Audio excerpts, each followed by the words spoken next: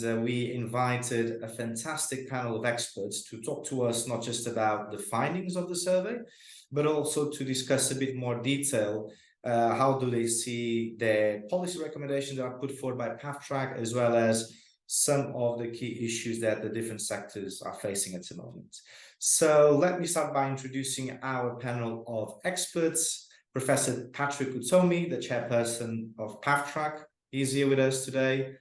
Ms. Gwendoline Abuna, which is the managing director for Cameroon and cluster head for the CEMAC region at Ecobank Group, one of the leading financial institutions on the continent. Jeffrey White, CEO at Africa at Agility. I think Agility needs no introductions. And last but not least, Amit Agwala, which is the country head for Ghana at Olam Agri. Ladies and gentlemen, welcome very much, and thank you very much indeed for taking the time. Professor Patrick Utomi, allow me to start with you as the chairperson of PAFTRAC. I just want to double check if you can hear me well. Yes, I can hear you. Fantastic, Professor. Thank you very much. So first question to you. We know that PAFTRAC has been running the CEO survey for the past 3 years. So in your view, what were the results that stood out the most from this year's survey? Which are the key issues that you would highlight from this year's survey and this year's results? Well, I think that very, very important is the affirmation of some things we know, which is the problem of access to finance being a major challenge for cross-border trading. That we've known for a while, but we needed to have appropriate evidence to use to recommend policy to tackle this. And Patrick spoke to some of that. But also very importantly, the effect of inflation coming out of,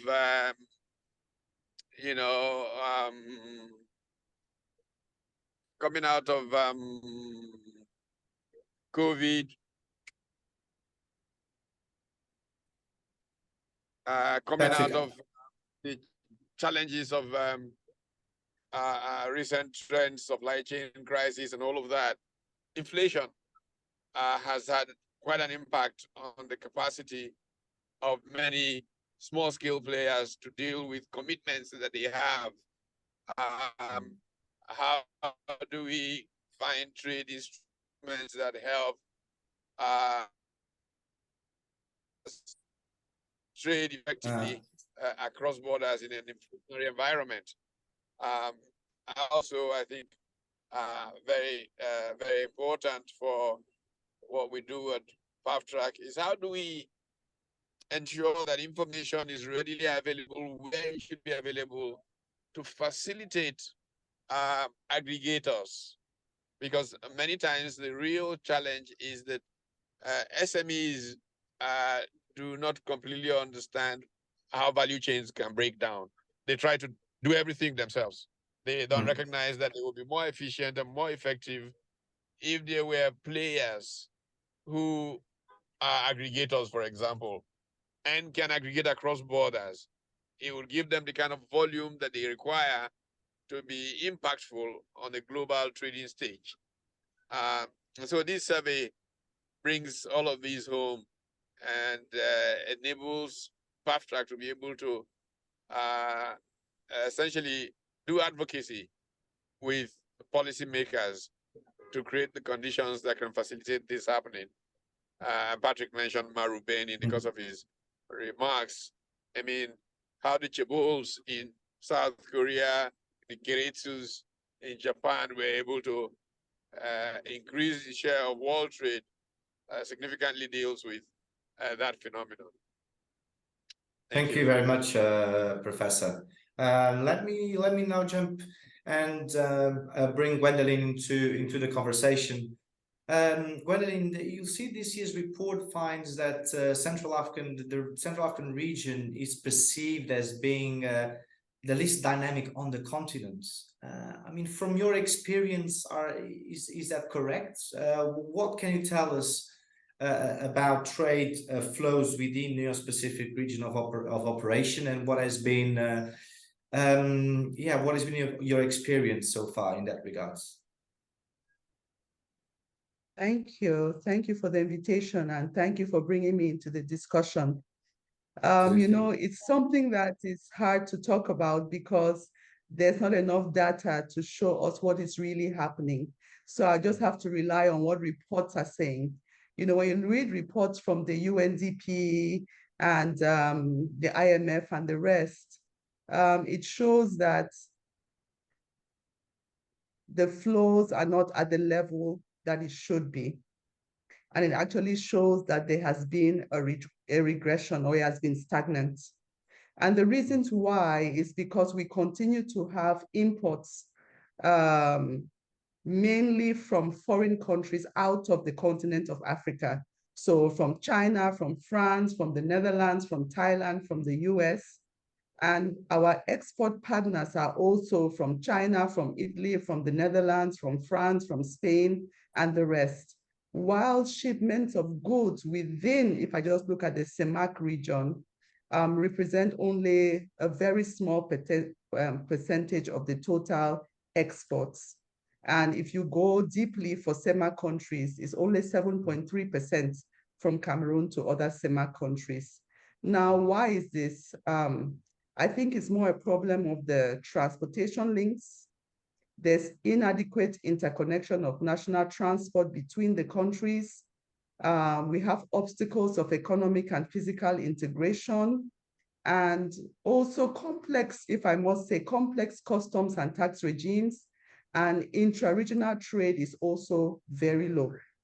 That notwithstanding, trade liberalization would definitely boost the economic growth and poverty alleviation. And AfTrac has brought more of this conversation on the table. So the outlook that is being projected is that we should see improved regional reserves, assuming that CEMAC countries remain committed to their program objectives, and also puts the AfTrac objectives into their regional integration plans. If we see more of that, and we see them forming the custom unions as it should be, we should be able to see increased growth of flows, cross-border and regional trade between the countries. But right now, I search to have concrete data, and I think the unavailability of data is also a problem, because if we had data, we could really track and monitor how it's going, what is going on, and if there's improvement and where the challenges are. But right now, we don't have data on these flows.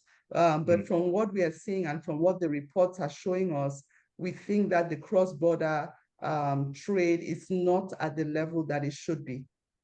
Okay, interesting. So is it the case that within the CEMAC region, it's more exports toward outside of the African continent than, of course, intra-African trade, or even exports with other regional blocks that are neighboring the CEMAC region? Is that correct, Gwendoline? That's correct. So within the CEMAC region, obviously, Douala, for example, Cameroon has the biggest port. So goods do transit from here going to the other countries because a lot of them are landlocked. But now, how do we track that? Do we actually have data to tell us if the volumes are increasing? I wasn't able to find that. And the reports that I was able to come up with, with the developmental institution shows that it's actually regressing. Now, why is that? It's just the lack of transport. There's a transport problem to interconnect this movement of people and goods. We also have to make access to the countries easy. So we talk about being able to travel within the CEMAC country by ID card, national ID cards. But is it a reality? No. We still require visas to travel within the CEMAC region. There's a lot of informal trade also going on. So there is a lot of trade going on between Cameroon and Nigeria, for example, or Cameroon and Chad, or Chad and Gabon, and what have you. But it is very, very informal. So even if you try to get data from the banking sector to see what are the flows, what are people transferring, the volumes might not be encouraging to let you know that, oh, there's huge flows between these countries.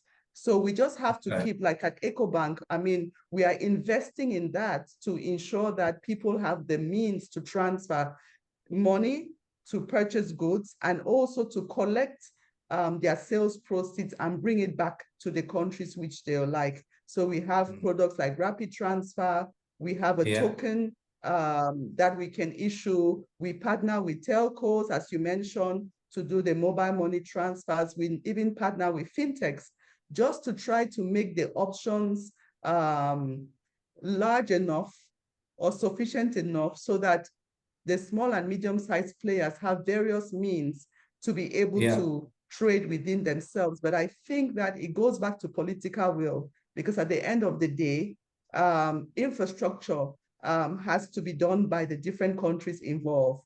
There have to be measures that all of the countries would agree to, and there have to be decisions on the tariffs, the trade tariffs that have to also be agreed by the governments before anybody can really participate, before the ecosystem can actually work the way it should be. So yes, it is a discussion. Yes, we see more focus on it, but now in terms of value that we can measure or monitor, that's where the problem is. So I think it goes back to the devil, you know, data being the devil. The details are what we need to be able to concretely measure the progress and to actually come up with key action points of what we can do to take it forward.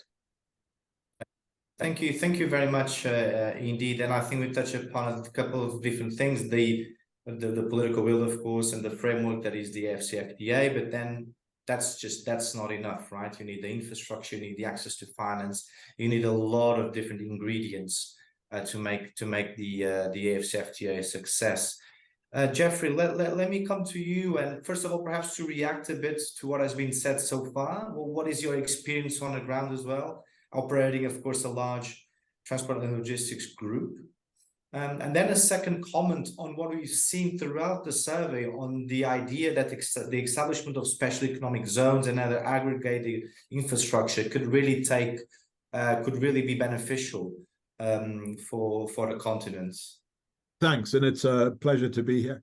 I think the most encouraging aspect was the support for the AfCFTA. I mean, everybody understands that to create a market that is 1.3 billion people now, 2.4 billion people in the next 25 years as a single market and break down the barriers cross-trade is actually going to be hugely significant for Africa and drive growth. I saw the World Bank report was 80% growth in regional trade, 30% growth in African GDP. So, I mean, the macro concept of the AfCFTA is so strong and so beneficial for everybody. The reality is, how do you actually get it operational on the ground? And it's about implementation and execution. I mean, from our perspective, to ask the second aspect, I mean, we're building warehouse parks, a network of warehouse parks across the continent. That does sort of two things. One is it enables the ease of doing business. So for businesses, whether they're local businesses, to grow and scale, much easier. For foreign businesses to come into the continent, much easier to enter Africa, lease a warehouse, and you're up and running in a month, rather than in 3 years setting up your business. So we think what we're doing is very aligned with the Continental Free Trade Agreement. From a practical perspective, what's really interesting is we see frequently customers who come, they want to set up operations in Africa, they look at the difficulty of cross-border trade, and they actually say, actually, our business is better off supplying directly into each country than it is supplying into a hub and working on a regional basis or whatever. So we're losing that opportunity in Africa just now, and particularly currently, because coming out of COVID and the logistics crisis that happened during COVID, there is a growing momentum to produce locally in market. So there's lots of companies that either want to appoint African agents or set up production themselves for producing locally in local markets. That's exactly what Africa needs. But again, the constraint currently is the difficulty of moving those goods cross-border. So if you're in Ghana currently and you're a manufacturer, your market is 40 million Ghanaian individuals. If you can break down those borders and actually move goods across the borders easily and seamlessly and in one trade block, West Africa becomes a 500 million person market rather than a 40 million person market. And the importance for that is it enables SMEs and local businesses to begin to scale. If you've got a captive audience currently and you're a producer in Ghana, if you can then open that market so that it becomes 500 million people, then suddenly you can scale your business. And the importance for that in due course is that it enables Africa to become a sufficient volume manufacturer that it's able to actually start exporting and competing on world markets, not just regional markets. So from our perspective, if you look at our customer profile, 50% of our customers are multinationals, 50% are local businesses, but all of them have the same concern. They want to trade regionally, and currently they can't. So I think the implementation and the progress of the AfCFTA as it expands and becomes operational is going to be transformational for these businesses. Jeffrey, thank you very much indeed. And I think in the second round of questions, I'm going to ask you to solve all these issues that you just highlighted. So no pressure there. But I think it's indeed interesting that you said, how can we break down these borders ultimately to and tap the potential of the free trade agreements. Thank you very much, Jeffrey, and I'll surely have a couple more questions to you in a second. But let me now have Emmett with us from Olam Agri. And in many ways, I wanted to ask you a sort of a similar question to that of Jeffrey. You are, of course, a large-scale operator working throughout the whole continent. So, I mean, first and foremost, what is your experience so far in some of the issues that Jeffrey described? And secondly, perhaps focus from an Olam perspective, what do you see as the sort of the great potential of the AfCFTA? Sure, Pedro, thanks. So it's very interesting how the things stand today when we look at particularly the intra-Africa trade. The good news is that many of the regional blocks do work well. One of the blocks that actually works pretty well is the ECOWAS region. So when I look at our own example as Olam, we have 3 manufacturing facilities for food items in Ghana. And the good news is that we are able to export to an extent of ranging from 15 to 35% of our individual production going out to Togo, Burkina, Mali, Niger, Ivory Coast, all of those. And in all of that, a few things that work well and a few things, of course, can always be better. Let me take up what works well. So the ECOWAS regime works actually pretty well on documentation, the acceptance across borders, zero duty entry into various markets within the ECOWAS zone. What also works well is and that makes the biggest impact on intra-Africa trade, is the road network. So the road network is pretty decent. We are able to ship truckloads either from our side or customers send them over, right from Ghana up to Mali, up to Niger, and Togo, Burkina, Benin, and all come in between somewhere. The elephant in the room always remains Nigeria.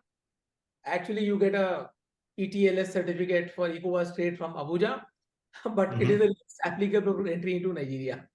It remains, in a way, a rogue country in terms of following all the rules of the game. But even if we leave Nigeria aside, we don't need to really look at Nigeria. Even then, the rest of the countries form a fairly formidable market block. And we access it every single day, every single week, every single month. It works. The thing is now to see how could this business move from one regional block to Africa, which is what AfCFTA is all about. Yeah. And I think the challenges there to overcome, and it's a great initiative, by the way. Obviously, it will be a great enabler over a period of time. What would be the current challenges? The first biggest challenge over the next 10 years of a roadmap that AfCFTA lays out is obviously the uneven duty regimes across Africa.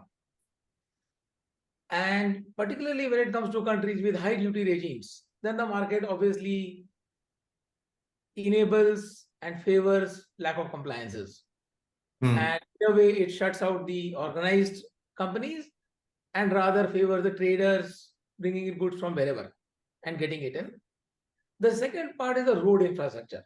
So while we can foresee how to send goods, like I said, right from here to Mali and here to Niger, it would be difficult to foresee how to send it, let's say, to a Cameroon or to some country in Central Africa.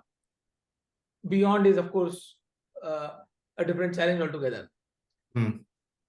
Many of these countries, the cost of transport or logistics is cheaper from Asia to a country within Africa than from really a country from one to the other. Except, like I said, some homogeneous blocks like West Africa, where there's a road network available. So I think the biggest enabler of trade within Africa will be the quality of road infrastructure. That enables goods to move in truckloads, mixed loads, compared to container loads that have to come from Asia today. So that, I think, is our one quick learning of how things have gone. But like I said, the good news remains some blocks work well. And we see ECOWAS work pretty well in our daily routine. So in the Amit, two very interesting things, and perhaps two follow-on questions on that. In terms of the different blocks that you operate in, because you are a Pan-African organization, would you say that the ECOWAS block is the one that you have significant trade volumes within the different countries that are part of ECOWAS, or what is the most dynamic trade block from an OLAM perspective? So from an OLAM perspective, ECOWAS remains a significant trade bloc. Okay, interesting. Quite significantly. We have operations, fairly large ones in Cameroon, except that the trade from Cameroon, it does happen to Chad, to Nigeria, to CAR, Central African Republic, but a lot of the trade is informal, like Wendelin pointed out. And that is a factor of largely compliances, the way we see it, where the way the whole thing is structured favors traders buying locally and then moving goods across, then actually to have trade which is formal, intra-country, with payments coming, let's say, from CR to Cameroon through banks, that part is not working well. The informal trade is working pretty well. So again, from Cameroon, in fact, comes, it's a country I handle personally. I know a significant part of our production actually goes across to Chad, to CAR, and a lot of the re-exports take place from Cameroon to Nigeria. But large parts of that is traders coming, buying from us, and then taking it across. So it does work, but not the way I think it should, where it could then eventually link up to an AfCFTA kind of enabling. Very, very interesting. And perhaps, Amit, now I'm already looking at the future and how we move forward is what can we do then to unlock, to solve some of these issues? I mean, if you said infrastructure is key, but we all know the infrastructure is extremely expensive. How should we pull those financing together in order to really invest in the right infrastructure, the right road networks? How do we do that?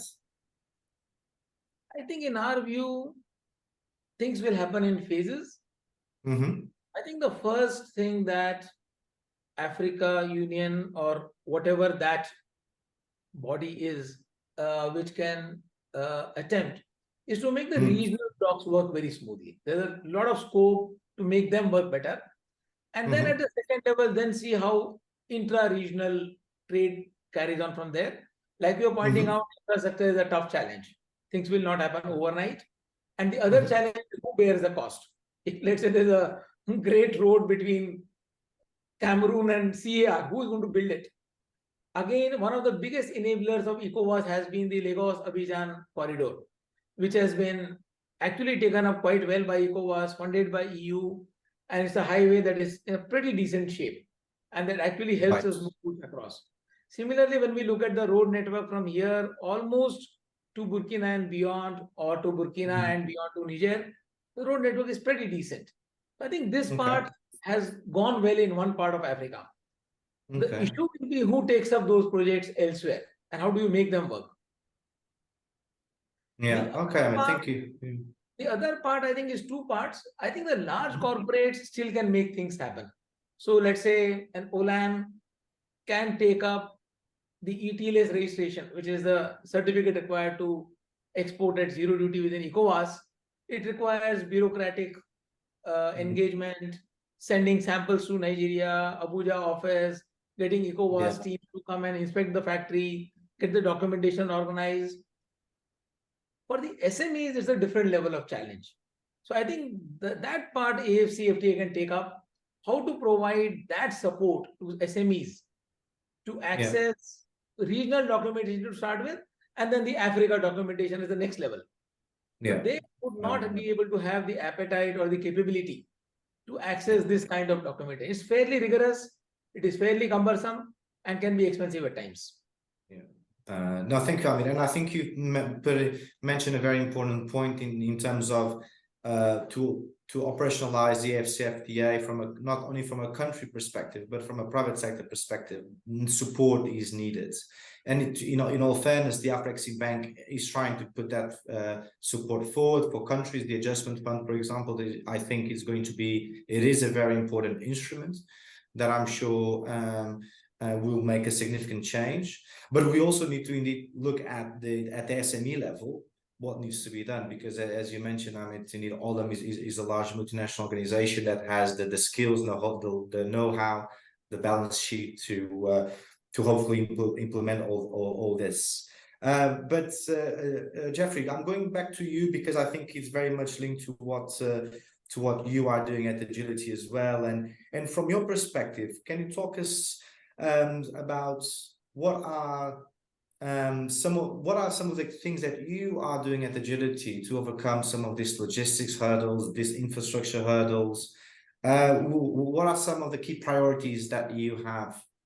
So I think, I mean, we're obviously, I mean, we're a $7.5 billion company. We're able to invest in things we believe in, and we believe in the growth of Africa. So we're able to bring a private sector solution, not to the whole logistics infrastructure requirement, but to the little niche that we think makes a difference. And if you look, I mean, we're investing in warehouse parks, a network of warehouse parks across the whole continent. Each project, when fully developed, about $150 million of foreign direct investment into the countries. We're open in Ghana, in Mozambique, in Ghana, in Cote d'Ivoire. We're under construction in Nigeria. We're just opening in Cairo, in Egypt. We're adding and growing that network. But the key for it is really just creating within that little niche infrastructure for warehousing the ability for ease of doing business and reducing people's risk perception. So that's on two levels. One for SMEs to be able to scale and grow. And interestingly, if you look again at our customer profile, 60% are doing some sort of packaging, processing, added value. Only 40% is storage and traditional distribution. So the reality is it's all part of this growing dynamic for e-commerce fulfillment, for packaging, processing, local production across the continent. But as I say, the constraint that all our tenants tell us is it's just so difficult to move goods cross-border. And that's what we hope the Continental Free Trade Agreement will solve. That's what we're investing on, the basis that we have customers who say, great, we don't just want to have a warehouse in Ghana, we want to have a warehouse in Nigeria, a warehouse from you in Ghana, a warehouse from you in Cote d'Ivoire, a warehouse from you in Dakar, and have the ability to have one landlord that provides the quality sort of product they need in multiple locations. And I think the focus really of where the AfCFTA needs to go is getting those trade corridors up and operating. As was said, ECOWAS works reasonably well. I think it works much better north to south than it does east to west in reality, because north to south are the old commodity routes where infrastructure was built to take commodities to the coast and export them. But I think part of this overall benefication, producing things with African minerals and resources, so you add value locally, you create jobs and prosperity locally, but that all ties into this one macro drive to actually just make the ease of doing business better and easier and simpler across the continent. Yeah, no, that's indeed correct. Thank you very much, Jeffrey. And I see Gwendoline as a hands up, and I was actually going to ask you a question, but please, if you have a comment there, please, Gwendoline, you can unmute yourself and please join the conversation, of course. Yes, I wanted to just join that conversation because I think before we move to the second part, just to contribute on how we can help make AfTAC a reality, particularly in our zone. I think the first thing is that to facilitate movement of people, like I mentioned, there is ongoing discussions about free movement of people, but just simply making it a reality would improve things significantly. So movement of people within the CEMAC zone and movement of people from the CEMAC to the ECOWAS zone and vice versa. Because if we still have to go through a lengthy visa process, it's discouraging, and we are sort of enabling informal routes. The second thing is transparency of customs duty. I think Ahmed put it in a very nice political way, but I think we need to have transparency in customs duty. If people know what they are supposed to pay, and we can actually digitalize it so it becomes formalized and transparent, it would also greatly improve the flows. The third thing would be parity of currencies. The ZAF-ZOF should not have to transition through a euro or a USD for us to be able to trade. There should be some kind of parity, and that needs that the central banks need to come into the discussions, because as you know, the currencies are being managed at that level. So the focus should be, how can we enable parity, some kind of parity between the ZAF and the ZOF? That will also come very helpful. And capacity building.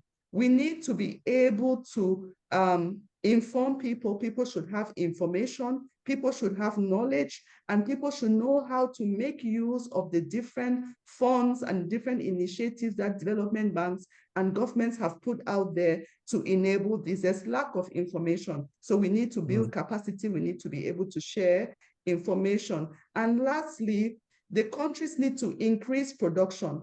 If we are to trade between ourselves, you know, it always starts with self. Even in the plane, they tell you to please put on your oxygen mask first before you help others. If we have to trade and we have to continue sending food out of Cameroon or grains out of Chad, we need to increase the local production levels to be able to gain scale, because we will start off with what we have now, but if the production capacities are not increased at a reasonable level, we'll get to a point where we'll halt again, because we are not self-sufficient at home, and therefore we cannot export. So I wanted to just bring those points to the discussions that Amit and Geoffrey raised on how we can effectively, you know, work together to make AfTAC a reality.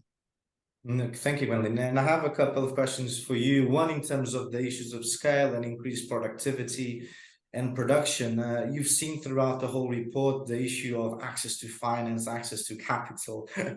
I don't mean to put you on the spot, but EcoBank is one of the largest financial institutions on the African continent.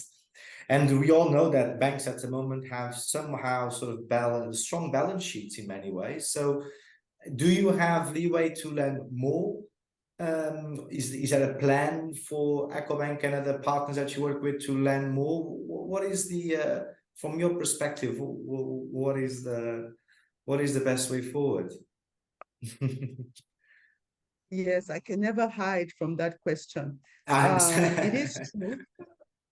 It is true. When I was listening in on the presentation, finance or lack of is always a problem that comes up, particularly for SMEs. I think multinationals will not be having the same conversations, or governments, because when you look at commercial banks in Africa, you would see that our balance sheet goes majority to governments and to multinationals, and a limited amount goes to SMEs. And the reasons are very simple. You know, banks, like I tell people, it's not rocket science. We have money, capital from investors, and we have deposits from the public. So we have to, and then we have the regulator telling us, you know, where we should lend, how we should lend, and what ratios we should not breach. So that therefore creates a very specific target market. And most of the time we want to go to target markets that are not too risky. And the SMEs for us are a major risk. And why are they a major risk in Africa? It's just the same thing, lack of a credit history. We have business people who have been in business for years, but they don't have any history. They have no statements, they have no proof of what they sell on a daily basis, on a monthly basis. So it makes it difficult to take a credit decision. Secondly, they normally do not have guarantees. They cannot guarantee in case, or insurance in case, you know, there's a fire, in case there's a theft, you know, in case they don't sell, how are they going to be able to reimburse? Most of them, there's no succession planning. So you have the main person who created the business, and in case he's no longer there, the business dies along with him. And therefore, most commercial banks have credit policies that do not really favor lending to SMEs. And how do we come around that? That does not mean that we do not learn. How do we come around it? And I'll give, you know, what EcoBank has done. We have Elevate. The Elevate program is a woman-focused program which provides lending products, cash management solutions to women. Because as you know, 80% of SMEs in Africa are run by women. So we have a program designed for that. Secondly, we have what we call product programs. So we know that most of the time for SMEs, they're either buying to supply, or they are just trying to get funds to import, you know, they are trying to meet supplier payments. So we have product programs that just finance the trade. So this is the cash you have, you want to pay your supplier, we are going to facilitate that. You have a 30-day supplier credit, and you need money to run while you collect the sales or sell what you have imported, we'll be able to finance you for that period. So we try to structure something that is short-term to make it available for them. We also collaborate with guarantee companies like the African Guarantee Fund, AGF, who is willing to take the risk with us, AGF. So we have a partnership agreement where they come in on SME financing. So we identify sectors and companies, and they are willing to come 50-50 on most of the transactions for us. So they step in to provide the guarantees that the SMEs normally will not have. And we also collaborate with the government. A lot of governments now are focused on developing SMEs for financial inclusion purposes, for growth of economies, job creation. So if I take the case of Cameroon, the Cameroon government has put a 200 billion franc CFA guarantee for SMEs, and specifically a special allocation for those who are involved in agriculture. So we try to also partner with governments who are putting out initiatives to support SMEs so that we can come in to support them. And we are also trying to give knowledge on how they can raise capital.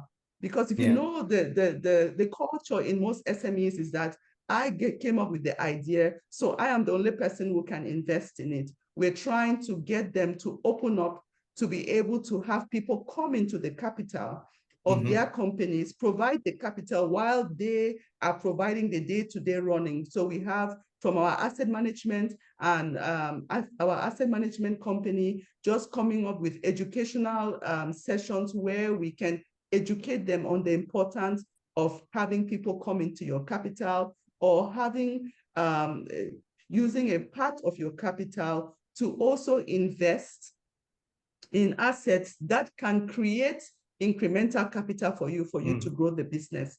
And I'll just end by saying that we also, it's our role to educate the SMEs for them to know that commercial banks are not the only options for financing. There are venture capitals now, there's angel funds who are more prone to SMEs or financing entrepreneurs. So they should not be limited to only commercial banks, but they should open up knowing that there are other financial institutions that are not banks that are very open to financing SME. But this is in a nutshell what EcoBank has done and continues to do to be able to support them. And the last one that we did recently was to have the Single Market Trade Hub, which is an online platform that enables entrepreneurs in different African countries to trade amongst themselves. So you can sell your goods to somebody in Ghana, and through our platform, having access to 33 currencies, you can receive payments and vice versa. So we just launched our Single Market Trade Hub to help them understand better AfTrac and also have a means of remittance or receiving payments through the platform. That's fantastic. And Gwendolyn, I think you already actually answered a couple of questions that is coming from the audience in terms of how to formalize trade, how to, on the supply side, how to reduce the cost of capital. So thank you very much for that. And I think this last point you mentioned was very interesting, because please correct me if I'm wrong, but I think EcoBank was one of the first signatories of the Pan-African Payment and Settlement Systems, PAPS, right? So you are also very much involved and engaged in the PAPS initiative. Do you think that will have a transformative role, PAPS? Gwendolyn, I think you are on mute. You can unmute yourself. Sorry. Just one last question. Okay. That's okay. Yes. Just Absolutely. one last question to see what is the role that PAPS can have going forward. Absolutely. You know, it's essential that people have payments platform. If you do not have a payment platform, it makes it difficult to really trade amongst yourself, because at the end of the day, you're selling, you're importing. What you need to do is to make sure that you can have payment quickly, on time, and traceable. So joining PAPS was our way to show that we want to be there to support removing all the barriers to efficient and instant payments and collections of within the African ecosystem. So we joined PAPS. That before joining PAPS, we already had our rapid transfer platform, which enabled payments also within the 33 countries.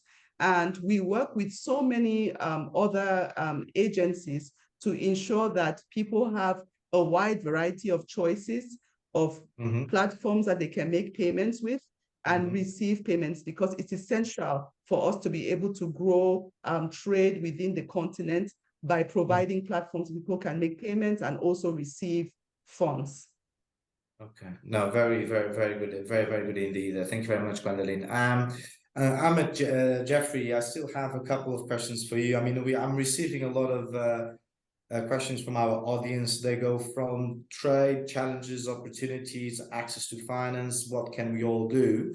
So perhaps I'm just going to try and package all this into sort of a couple of forward-looking statements from both of you. Jeffrey, starting with you, looking at today's discussion, looking, of course, at your own experience on a continent, what are perhaps one or two policy recommendations that you'd like to bring to the floor? And two, perhaps, what are your aspirations over the next couple of years when it comes to the implementation of the AfCFTA? Okay, so I think from a policy recommendation perspective, the thing that came out very strongly from the report, I think, is everybody understands the why of the AfCFTA, why we're doing it, what the size of the opportunity is, etc.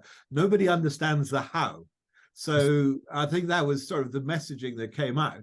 So I think there's a real need for policymakers to put in place an explanation of, okay, everybody accepts the why, and the why is brilliant, but how are we actually going to implement that action on the ground? How are you going to interact with it?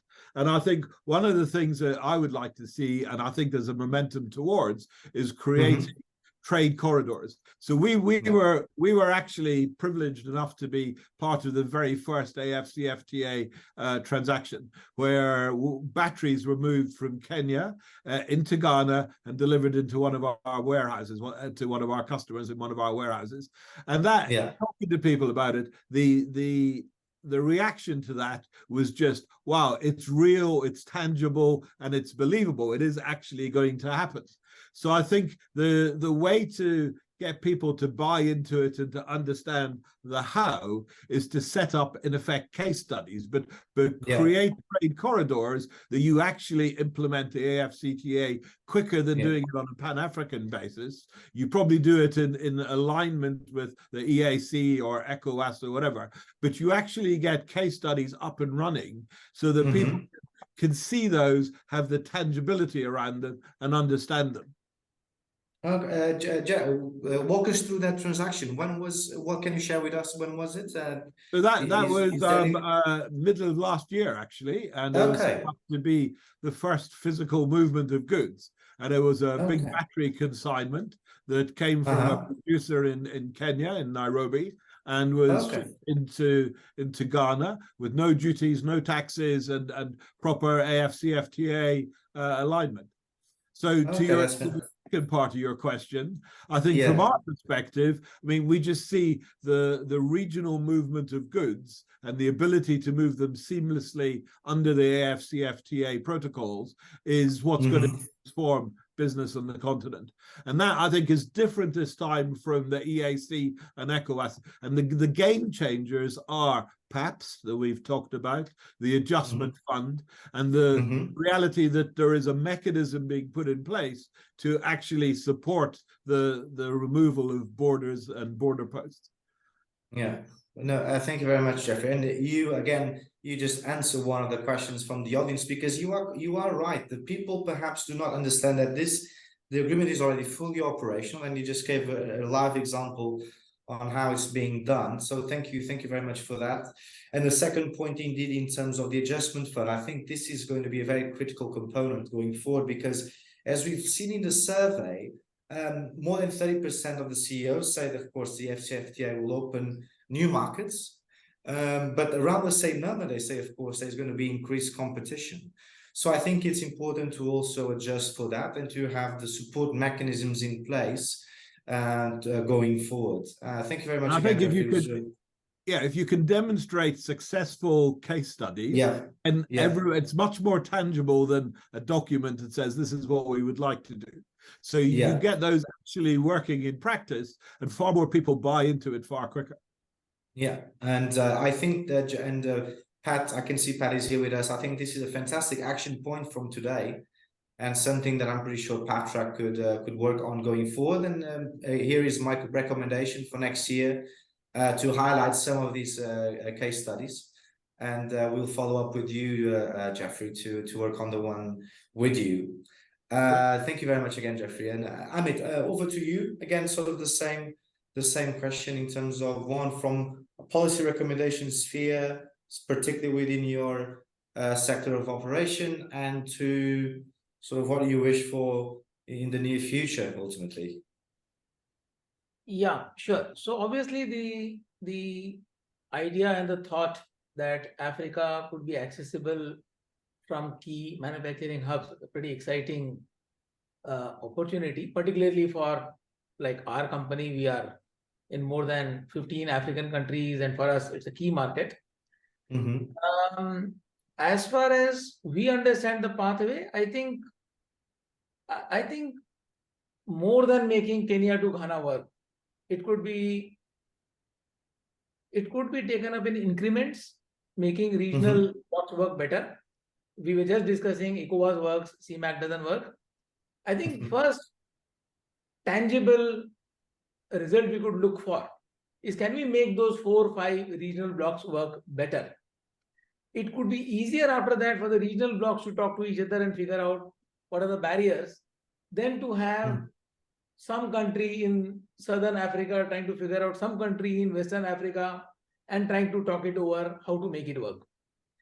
And the second part that will really unlock the execution, all of this, remains infrastructure.